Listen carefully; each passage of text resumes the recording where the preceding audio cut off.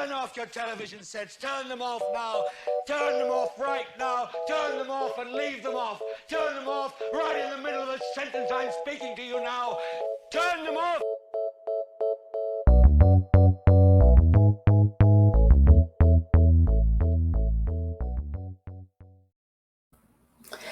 Hello, beautiful people, and those that are not so beautiful, you're still beautiful to me. This is on last week's episode, and I have with me a special guest. Helen. You're that way. I did it right. This is Helen, and she is going to talk with me about a show we think you should be watching called Run the World. It is on Starz. Episode 1 had 8 episodes. Yes. 8 episodes. Are they half-hour episodes? Yes. If so not, they're like 40 minutes. But you can run through it, I kid you not, in a day with no problem at all. Hi, Helen. Hi, Dee. You want to tell the people about yourself? Who you are? What you do? A whole lot to tell. Who you do it for? I don't know. I'm Helen. On Twitter, I'm hacking.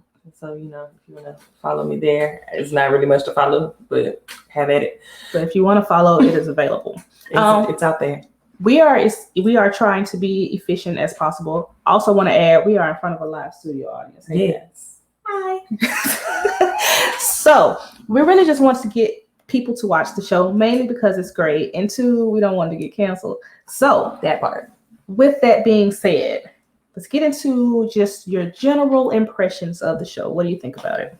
I loved it. It started out a little shaky. The acting was a little like, but that's with new shows, with new actors, people who haven't been in a whole lot of things. It's to be expected. So who knows? We might get a little breakout performance from one of these ladies at some point. But I loved it. It was relatable to me in some ways, and in some ways it wasn't, because I'm not from, nor have I ever lived in a very large city. But I liked it. I enjoyed it. I agree. I thought it was very relatable as far as what you would think a Black girl experience is. It was fun to me to be able to see. At one point, all of them were in a relationship, and it wasn't your typical show where you have, like, we can talk about what we call the formula, right? Mm-hmm. Because most girl shows or women shows, there's a set of 4. And really in life, it's kind of like that, because I can name my 4 now. And that doesn't mean that it's only 4. Right. They're interchangeable, but usually it's like 4 at a time. The core group. Right, because, like we said, Living Single, of course, is a very obvious reference, with Eric Alexander being in the cast. Sex and the City, even the Golden Girls. It's just that formula works. Girlfriends, it works for me. I like it, and it gives you a way to show how the women interact with each other separately and together. How each woman has a purpose in your life, and how you have a purpose in all of theirs, and it may be different. Your role in one of your girlfriend's life might be totally different from your role in somebody else's. Right. But it works. Because usually in groups of 4 women, you have 2 that are closer than another 2.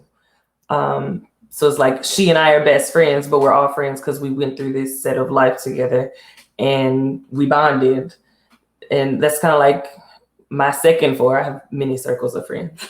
But we all met my second time around in college, and I'm really close with one of them, but I'm friends with the other 2 or 3. There might be 5 of us, because they are so close to her, because they're close to my really good friend. So we all just ended up hanging out, and I would do anything for any of them, but I would go for Sherry first. Because that's your girl, and that's right. Just what it is. And with that in mind, we can go ahead and give a rundown of the characters. Now, I couldn't figure out when I watched it the first round. I've watched it twice, thankfully, because now I get it. But I'm like, how on earth did all 4 of these women end up in Harlem, but they went to Spelman? It doesn't make sense. Now, from what I've gathered, it looks as if, and I could be wrong, but this is what I got. Whitney, Renee, and Ella grew up together. Yes. And Renee grabbed Sandy while they were at Spelman. Mm-hmm. And then Sandy came to Harlem for school or for whatever. Yeah. And that's how they ended up together. That to me is very plausible, because a lot of people go back home after they're done with whatever especially their from New York. is. Yeah, and if you love it, like if you like where you're from, if you like your home, it doesn't make you less traveled or Right. or not as a greater person or have less life experience because you go back to where you want to be. You just like being at home.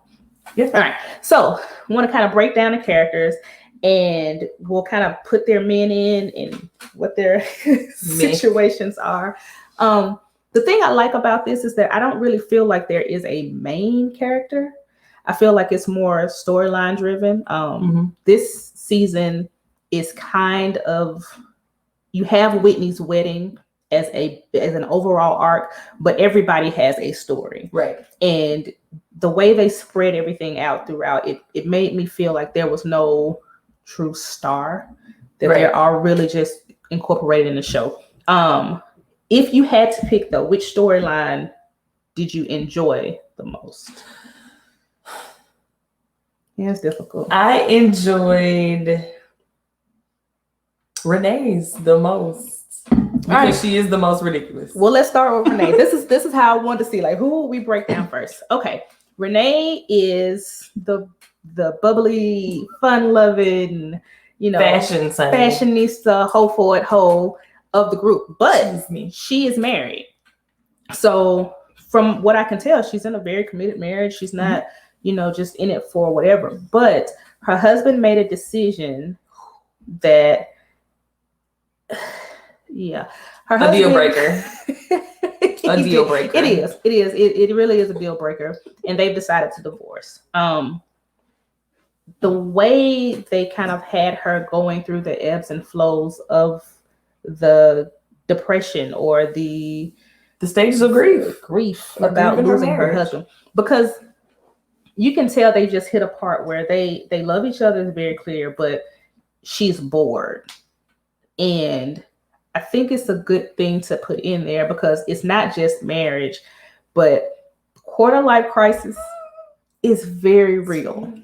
It's very, very real. And I want people to like take away the stigma from it, because it's not just, you're thinking you didn't do anything in your life, because it's not always a whole phase. I know a lot of people say that you got to go through a whole phase. It's not always a whole phase. It could be you need to change of scenery, you need to change your job, you just feel like you need to do something. And with that, that's exactly, I think, what's happening to Whitney. I was just going to say that. Whitney is having a quarter life crisis. We have 2 quarter life crises. Really 3. Everybody but Sunday. Because everybody but Sunday. But we'll get this simple. We'll go to Whitney. Whitney is the more reserved, Jack and Jill. Yeah, definitely a talented school. Yes. And she's also the lighter one of the group. Of course. I think that was intentional, and I'm not mad at it at all. I really like it, and they actually spoke on it because there's a part where they're all at a party. The 3 besties, which is Ella, Renee, and Whitney, are at a party when they're young. And Whitney kind of makes it a point to say she kind of, I dress down, so that I don't outshine you. Yeah, and I'm like, girl, bye. I honestly, the best part about it to me is I don't think she meant any harm, but I really think that's what she thought. She did, but for her to have even said it to Renee, knowing Renee's personality, is like, Renee was like, bitch, you're not doing me no favors. You don't have to do anything for me. Right. Like, I shine on my own. And I like the confidence that she had from that. And but that's where Whitney is. And Whitney's getting married to Ola, who is, by all intents and purposes, the perfect man, the best man. Like and that's not just us saying it because it's written for the show. He is the guy. Like, he even said it. I am the shit, and he is. He is a doctor. He is faithful. He is nice. He's kind. He's thoughtful. He is kind. He has a personality. Right. He's not one of those beautiful teeth. I mean, like, how are they real? But he's not that nice guy that has to tell people he's a nice guy. Right. He's confident in himself enough to know I am who I am, and it's fine. And he loves her.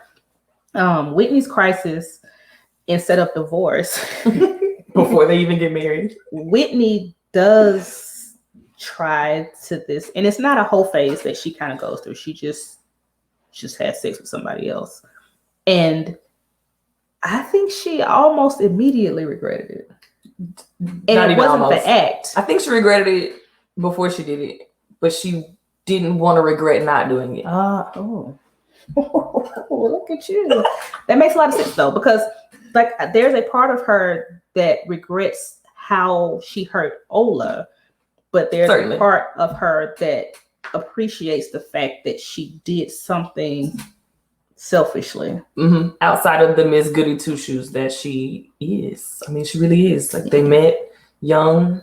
She moved her life for him. That's how she ended up. It seemed like she did it more back in than Harlem. once. Right. 3 times. Repeatedly. Yeah. So and the thing I think that was best about that whole thing is when she was explaining to him that she did these things, she still didn't blame him. She said, I did these things. I know I did them. I made these decisions, but that doesn't change the fact that I feel a way about them. Right. You know, it's not your fault. You didn't make me do it. You know why I did it though. Right. I did it for you.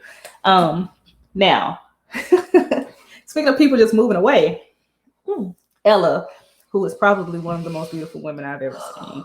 Like, gorgeous, ever. Stunning, amazing. They're not even of words in the English language. I've always asked, like, how do you know? And this is an internalized thing. I have no problem admitting it. When I see girls with no hair, I say, how did you know you were going to be that beautiful when you cut your hair? And the answer is they didn't. They just didn't care, which is badass. Much respect.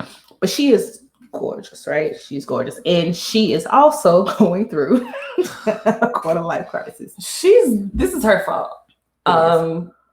The whole job issue is not my biggest issue with her. She's got this thing going on at her job. She quit, I want to say. Is that what it was? Well, Ella, she's an influencer, and she thought that would be enough to make her a Pulitzer-winning writer or authoress, as Maya Williams would say, and it did not. Want to throw in Erica Alexander right quick because that's Barb. Barb is a professional. She is a writer or journalist, and she tells Ella, hey, boo, you're like 30. What could you possibly have to write like... That's right. She wanted to write a memoir. Nobody's going to read that, girl. You're 30. Right? And she's like, 100,000 followers say otherwise. And I love that they put it in there because I podcast, I have a podcast. I write on a blog. I'm not a journalist. And I have no problem saying, hey, if you need somebody to interview you, you should get someone who knows what the hell they're doing. I'm just gonna ramble. I don't know what else. I don't. You've interviewed me before. I know, but I feel you. But in a professional, I have very much respect for people who know what they're doing. And I don't know what Ella's background is because she may have a background in literature, journalism, or whatever. She might have a degree. She may, but she didn't have enough experience to do what she was setting out. She wanted to write a memoir, and it's like, girl, you haven't lived enough life. Yeah, and it bombed in her eyes. I don't even know how many copies she sold or whatever. It may not have been a failure, but it was to her standards, right? Because she really thought she was going to be like this New York Times bestseller, right? Yeah. So when that happened, the love of her life, her big. This is my problem with Ella. Okay. Anderson. I feel like she should not have. Yeah, he's fine. I feel like she overreacted, and I say this, and he was not right either, but she overreacted, and we hate to hear that, but it's like, girl, no, you're doing the most. The man got a summer job, and you cut him out of your life. It was the literal summer. Like, and from what I gathered, and I maybe it's been a while since I've watched it again, but he told her, it's like, baby, it's like 3 months. 3 months.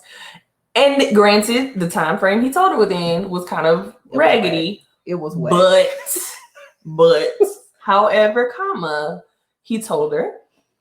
And it was only going to be for 3 months. The timing was bad because it was right after her book In Her Eyes failed.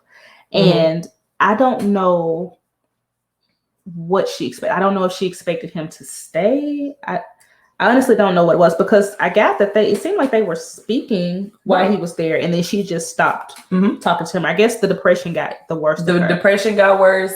She cut him off, and then he stayed for 2 years. Okay, that is a bit extreme. I will say that.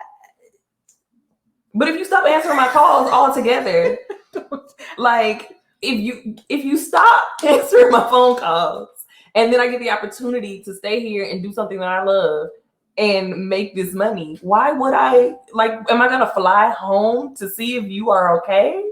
Yeah. I might call your best friend. Which is probably what. But they probably weren't answering either.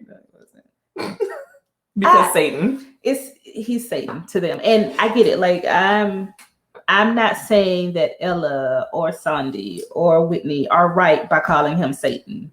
But I am saying I get it. Right. Because what they see is, my friend is sad. You're gone. You were supposed to come back and you didn't. Right. So to me, you say you ain't shit. And I probably don't know the whole story, of course, because who cares about the whole story? All I know is what my girl told me. And from that, I got that you are awful and Satan. And you abandoned my friend. And you fine as Satan, so you might as well be Satan. Now, from the time they met, when she noticed that he was back, the way they noticed he was back. That's the issue. Right, he didn't even call her. It just happened to be in the club. And then he was smiling like, hey girl, how you doing? But the fact that they just kind of came back together and they kissed, and it was like a real kiss with no words. Well, there were words, but there was no they didn't miss a beat. It was so familiar. I'm like, oh, they're totally getting back together. Yeah. Right? It was you knew they were gonna get back together, but I think, and this is why I feel like it's so realistic, because in my mind, I'm the friend that's like, if you like it, I love it. Mm-hmm. And I can kind of recognize he wasn't trying to hurt you with this decision. And if y'all are going to get back together, cool. But you do have the friends that react like her friends did. And it's just like, nah, fuck that. Don't get back to her. You're perfect. The segue is perfect, because now we're going to get into Sandy. Now, of all of them, my guess is that Sandy's younger than them. It may not be by a lot, but it just seems like if she's not younger, she might be right there with them. But it just feels like she's younger. Ella turned 32. I think Sandy's probably 29, 30. Yeah. But her wisdom seems to be a little different. She's in a relationship with Matthew, who has a beautiful daughter named Amari, and she's 4. She's got to be older. I gathered 7. She's got to be 6 or 7. She's too smart to be 4. Well, if you're 4-year-olds, that's smart. No shade. I'm just saying. She's got to be 6 or 7. Maybe she's been in her life since she was 4. She's been in her life since she was 4, and I guess she's 7 now. She's 6 or 7. She's a sweet little girl, and I don't know where her mom is. They don't talk about her. She just lives with her dad. I think she's probably dead. Matthew is a tenured professor or something like that. On the tenured track. On the tenured track at the university that Sandy is attending. And this is her master's PhD. Something. I hope it's a PhD. It is a PhD. Dissertation. She's got to do a dissertation. Yeah. So she's trying to get her PhD. Now, the thing that was interesting to me about their situation was Sandy was very reserved about their whole situation, because of course it's a student-teacher relationship, the dynamic we all understand with Me Too and all of these things that very much should be in place. It does kind of muddy the waters for consensual relationships on that level. Absolutely. Because there is still the power dynamic. The thing that I liked, though, was that Matthew was very willing to blow it all up. It's kind of scary, though, because I'm like, she's great, but you're just gonna just blow up your life. And he said it. He said, and I was willing to risk. Yeah. All of this tenure, sir. Because you live in a brownstone. Yeah. How you go? And I'm thinking, because when they got caught, right? Because they're kissing in the park, it's all good, and they got caught, which is fine. It needed to come out. They got caught, but when they were at his house, he said it belonged to his parents. I'm thinking he's a second generation rich kid. Probably. maybe. And maybe that's why he wasn't that concerned about losing it. And maybe he just, I can get another job. I don't know. I've been working at this university for 20 years and now I'm gonna just get a new job. I don't know. Like, Like, but you have a child to take care of. And whole you're baby. in Harlem. It's not cheap to live there, right? It's not. That's some love. Even if you don't. And whatever you got, Sunday girl, sprinkle it. Spread it around. Because we need it. All right.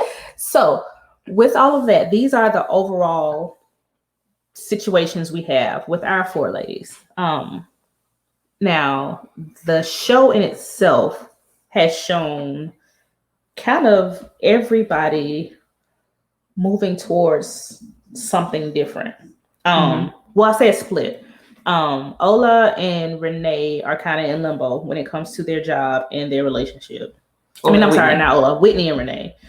And Sandy and Ella are kind of moving towards something else. Like Ella's gonna try and write another book, and Sandy she got a man. She's about to get a new, what do you call it? Attending? It's not attending. It's advisor. But I want to see how that plays out because I don't like that Batiste. You don't. So let's talk about Batiste for a second. Batiste kind of implied that Sandy came up and others have tried and failed, but Sandy caught her a fish, pretty much. Sandy ain't like it. Now, I'm glad you said it because I was kind of like Ella. I'm like, maybe she ain't made nothing about it. She's not wrong, but she should not have said it to her. She shouldn't have disrespected in her house. And disrespected her in her house. It was disrespectful. She's also a professor at the university. And then I didn't like their exchange when she went to go ask her. She was really smug. Like, she was like, yeah, maybe I will work with you. But like, girl, you know that my whole future at this university depends on whether or not you work on me. Are you really going to be petty about this because I'm dating your friend? I think she feels like Sandy is using is under Matthew more than she realizes. So it's coming off as shady. I give you that, and it's not giving. I'm trying to look out for you. It's giving very much, whatever you fucked up, as she said. But I honestly think she's like, you can't see what's happening and how much you are following his lead because you love him. But at the same time, when she said, as soon as she called it out to her, she was like, this seems like his research. Mm-hmm. What about what you want to do? Mm-hmm. And she said, well, actually, this is what I want to do. Sure. And she just went straight forward. She was like, yes, I can get you 15 pages in 2 days. Like, you know how many days it would take me to write 15 pages at this point? And she really did. She really did. She did.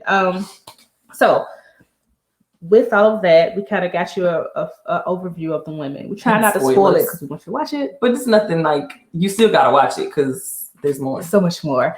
Which was your favorite episode of the 8? My favorite episode of the 8 was I Love Harlem, episode number 4. It was fun.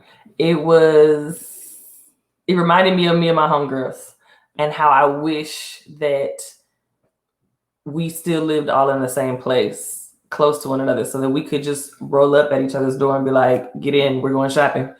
Like, let's go. Pull up. It was really good energy in that one. It was also the one where we kind of had a dark. I like the way it was done because it was a happy episode and exciting, and in the end, you get the caught up thing where I don't want to spoil exactly where the thing is, but you get a dark twist at the end, and it's like, dang, after such a great day, right?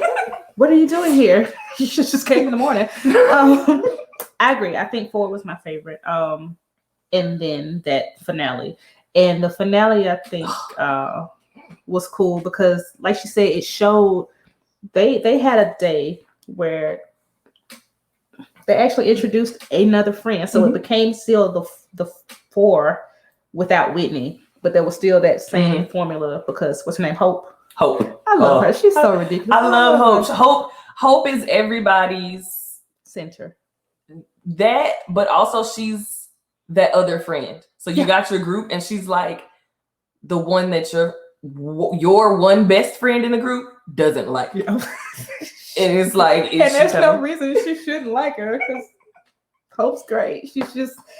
She's just very I guess she's very Southern. Is she? She's very Southern. She's bubbly because they're. Why is she Southern? I don't know. Maybe she's from. I'm thinking maybe she's family. She might be Whitney's family. Maybe her cousin. Yeah, I'm thinking they're family because it makes no other sense. It makes no sense. But Hope is there, and they have a bachelorette night, which starts whack. And they don't need anybody to make it better. It got better when just the four of them in a hotel room, sitting around, being goofy, being silly, having fun. Did they ever get to the weed? Hope did. Hope did for sure. Because she remember she was sitting in the chair. But they showed us Sandy and Ella Sandy and Renee doing their old Spelman college dorm, whatever that was, and it's real. By the way, my friend went to Clark, and they legit have like dorm sororities. Tuskegee they don't have dorm sororities, but they do. Sorority, but it's like I know some schools do. It's the freshman step show from our most HBCUs do. And they do. They practice for it. If you couldn't hear that from our studio, thank you. Our valued guest said the freshmen have a step show that they do. And is it set by is it each dorm? It's by like residence life. It's fashioned. Sometimes some of the Greek organization people will come help the dorms do a step. So I'm gonna leave it at that. So it's like the episode of A Different World when they had the Gilbert Hall and blah blah. Oh, okay, cool. But they do it to like foster bonding, so that you all have to be here practicing for this thing, and you get to know each other, and you live in the same dorm. And there's like pride in dorms at HBCU. I never had that because when I lived in a dorm, I went to PWI, and then when I went to HBU, I lived at home.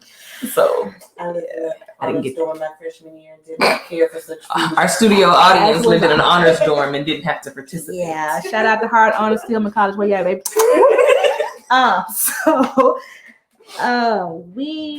I think we've pretty much gathered everything. Season 2. What are your expectations? There better be a season 2. There better be a season 2. Y'all go watch it. Watch it again. I watched it twice. And before you get to that, the formula is good. We don't need an hour episode. No. It doesn't need to be. I can do 10 episodes, I think. I'd be okay with 10. But like the half hour maybe works 13. for me. Is that a thing? Can people do 13 episodes? I'm with 13. I'm cool. As long as they half hour. Yeah. And I'm not surprised that this was a short episode because it's the inaugural. Yeah. And even then, I prefer to let it build up and then watch the whole thing because we've gotten to that point in my life. Can't wait a week to see the new one. Because then I start watching other stuff that comes on different days and I can't remember what comes on. It's a lot. And then you get weirded out and the storylines run together. Yeah. But with that said, season 2 expectations or what I want to see. I want to see Whitney happy, whatever that means. I want to see Is it Ella? Yeah, Ella. I want to see Ella get a reality check because I feel like the one that she got about her book flopping, and I want Barb to just really grab her and shake her. Just shake her. Because let me get into that. But go, that's why we're here.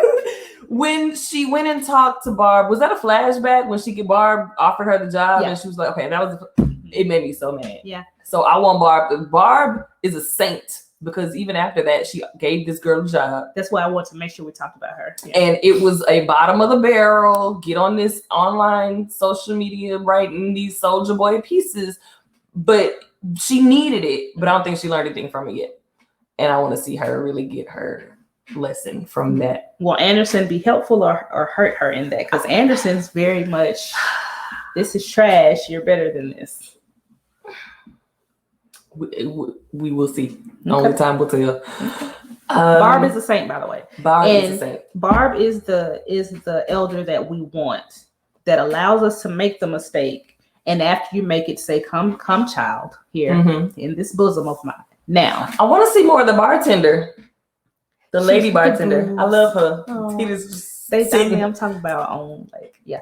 But Barb allowed her to fail, brought her in, and was like, hey, it hurt, didn't it? Cool. Let's do it this way this time. And maybe it'll be better the next time. And I honestly think Barb will let her fly out of the nest and fall and break a leg again. Yeah. And I'm not sure how many times she's gonna. I want to see her get out of that cast and never get back in another one again. Okay. That's what I want for her for season 2. For the other two, Sunday and Renee. I want her to get this divorce final and keep wearing bomb ass clothes. Like the one episode where she was complaining, I think it was episode 3, she was mad about the slit in the dress. So,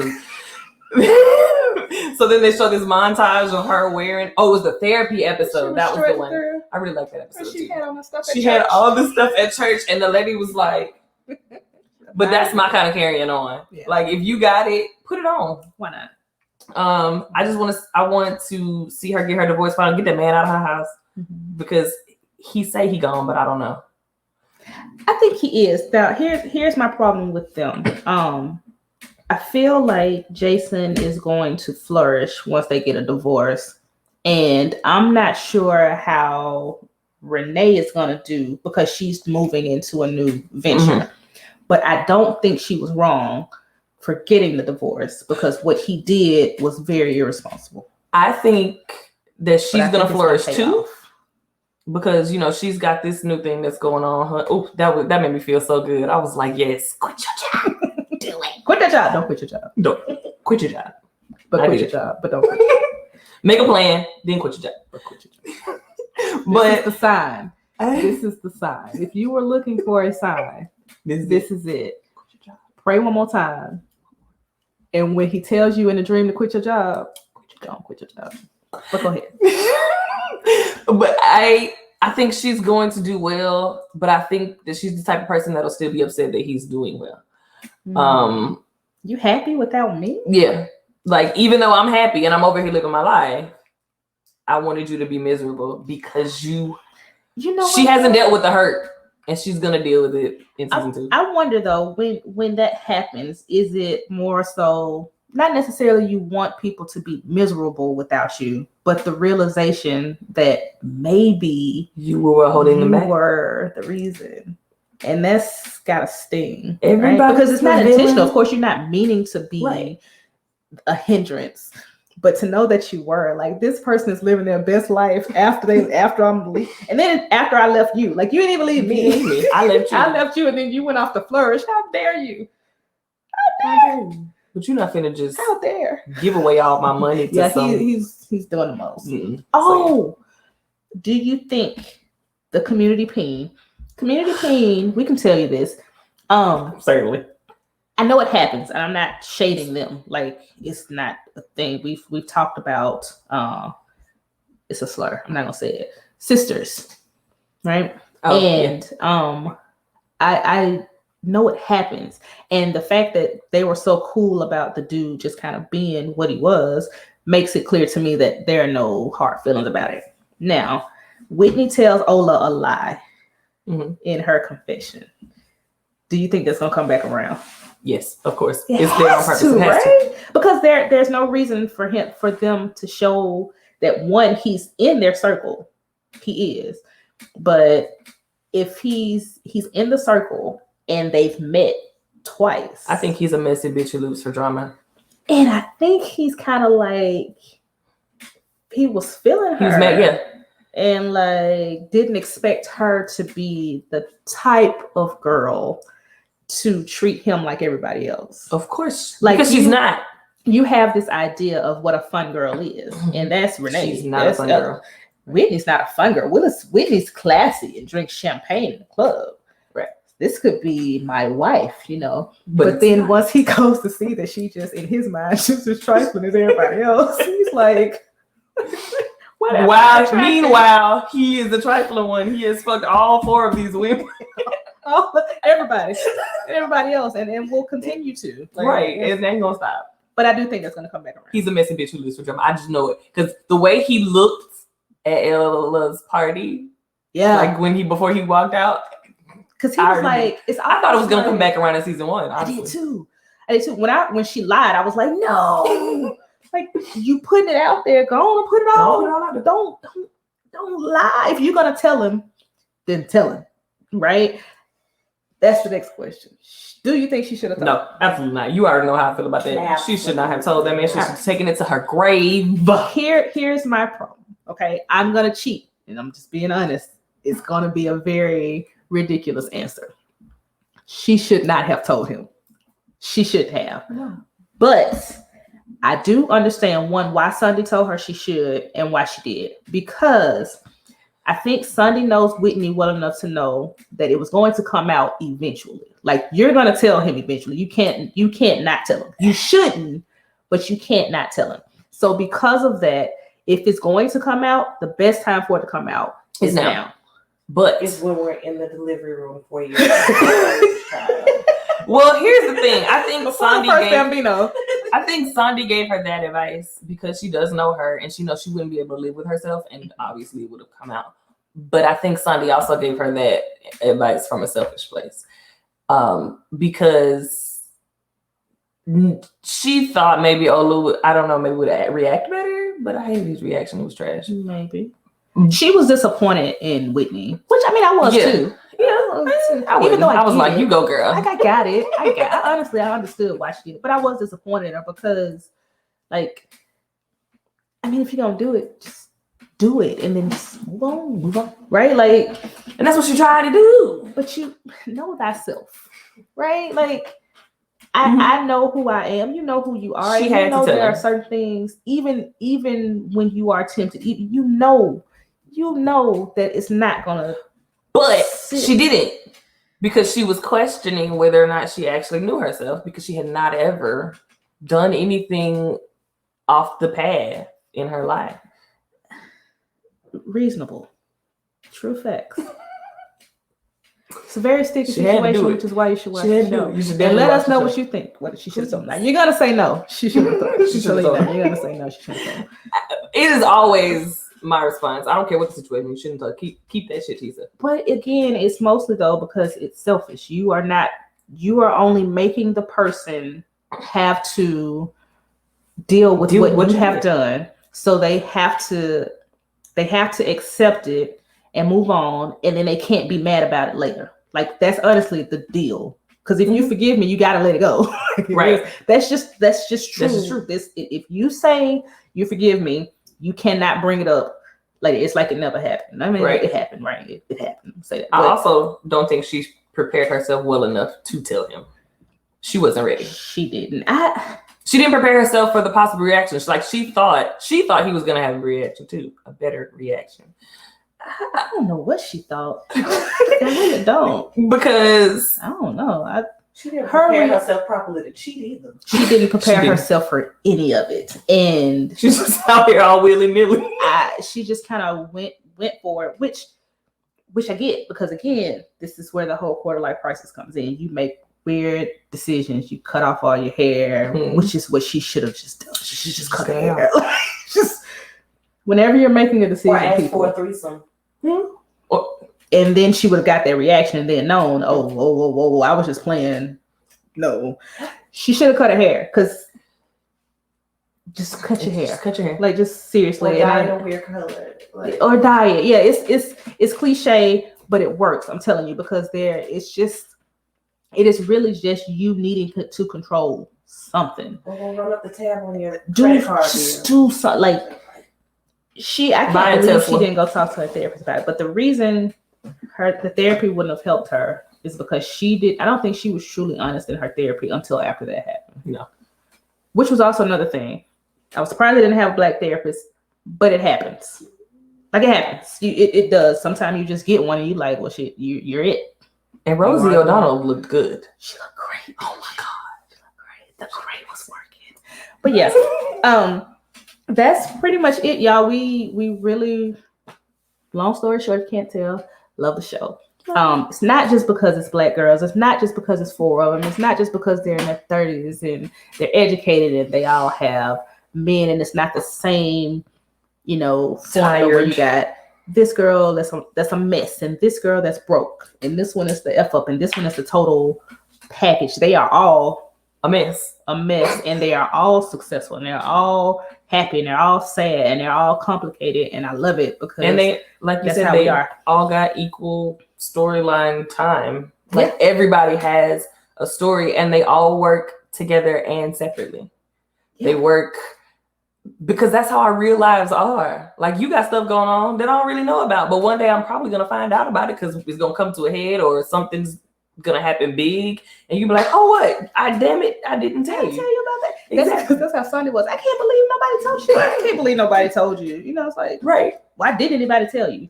And that's the other thing. You do have like a friendship circle where you know what you can say and what you can't. Right. Right? Like there are certain things that you might not tell Nat. But if there's something I tell you and you do tell her, I'm not gonna be like, oh my God, I cannot believe you told, because it is what it is. Right. You know? So we know each other, they know each other. I love that they have Amari in there to show like this whole blended, well, it's not even a blended family because we don't know what her mama is. Did she die? Did she die? My thought is that she's either dead or she's a crackhead. And honestly, in season 2, I think that maybe it will come out, and I just had the thought that maybe it's a past student. I don't know. It could be, but the reason why that is always the first thought is because you rarely see a man just have the child voluntarily. Right. Like I just want, and we're not saying that y'all don't, because shout out to y'all. I'm sure. Shout out to y'all. I actually know a man who has his kids because he wanted them. But usually they just don't take children from their mother. Right. Just because. Especially if she's fit. Like, Yeah. But if she's, maybe she's busy, or maybe she's a, investment banker, international pop star, whatever, and she's just off, and it just makes more sense for him to have her. But I would like to see her next season, or just see what her story is. I don't have to see her physically, but I'd like to know if she's what realm she's in. Is she among the living? Right. I'm with you. I like Anderson and Ella because I just like the whole romantic love, it's so sweet, black love, beautiful part of it. However, I don't know. Y'all, I don't know how it will be sustained, and I hope it doesn't that they don't break up over something stupid. I hate when shows do that too. Like, of course they will though, but it would fit if it were them, because Ella is still so volatile. I know she is, and especially if her book this time doesn't do what she. You asked earlier. I think he'll help with her book, but he with her learning her lesson, I don't know. He hurt her the first, and that's what Sandy was saying. The reason your book is not what people expected is because of Anderson. You had them thinking it was going to be one thing, but you're in love, and now it's different. So that's not his fault, though. I mean, great that she's being loved and she's happy. Right, she should be, but you can't write a book about something you don't know. All right. So yeah, that's it. We hope you enjoyed this review recap. Please watch the show. Comments, suggestions, whatever else, you can hit us up on Twitter at the KWC blog or H.A. King, and we will respond. Please be nice though, because we block people. Yeah, so nice to us. Talk nice to me. Also go to thekidswearcrowns.com.